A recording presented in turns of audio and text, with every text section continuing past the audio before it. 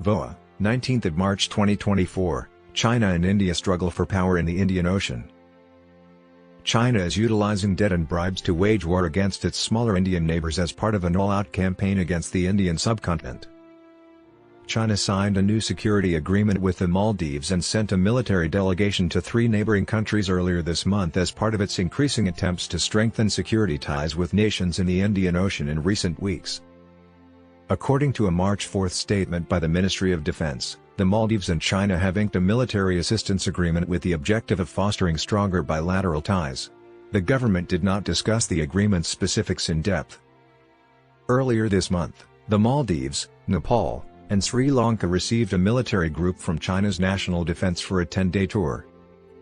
According to the ministry, the group met with defense officials from all 3 nations and President Mohamed Mutsu of the Maldives to discuss regional security issues of everyday concern, strengthen bilateral military ties, and advance bilateral defense cooperation. These events occurred as India removed about 80 security guards from the Maldives at Mutsu's Indian security troops were sent to the archipelago to conduct aerial surveillance and rescue operations using helicopters and other aircraft. It also comes after a Chinese research ship visited the Maldives earlier this month. India is concerned about security due to China's recent use of research vessels in the Indian Ocean. Based on these vessels' information, Beijing may send Navy warships to the area.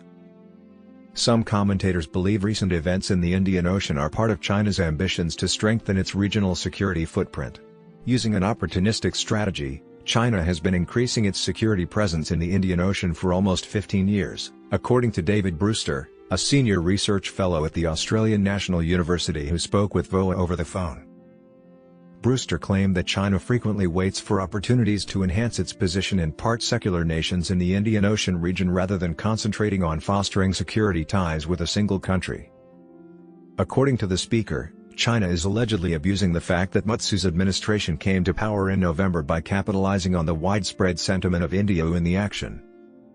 Chinese Foreign Ministry spokesman Wang Wenbin stated on March 12, in response to questions regarding the departure of Indian security forces from the Maldives, that China supports the Maldives in safeguarding its territorial sovereignty and carrying out friendly cooperation with all sides based on independence. Under the current administration, the Maldives has expanded its communication with China. Nonetheless, Brewster expressed doubts about the potential depth of this relationship. He said to VOA that it's not clear how the bilateral security relationship is going to develop and that the first steps of military cooperation between China and the Maldives are fairly modest. Nevertheless, other analysts predict that India will be wary of China's increasing security presence in the Indian Ocean and may try to thwart Beijing's intentions by increasing its own presence or fortifying ties with nearby nations. Vice President of Studies and Foreign Policy at the Observer Research Foundation in India, Harsh Pant, said, "India's get constrained if you have a country of China's sources and capabilities making a presence in the Indian Ocean and South Asia." 80% of all marine exports worldwide travel through the waters in this strategically significant region. Hence, India has taken steps to bolster its presence and protect its interests. India revealed plans earlier this month to construct a new naval facility on Minicoy, the southernmost island in the Lakshadweep archipelago near the Maldives. Pence stated that this was in addition to creating new facilities elsewhere. He said over the phone with VOA that India has its approach to managing the security transformation in the region. The country is working to deliver projects in neighboring countries, improve its maritime domain awareness capabilities, and maximize its alliances with like-minded democracies like Japan and the United States. According to Brewster in Australia, the latest events reflect Beijing and New Delhi's ongoing struggle for dominance.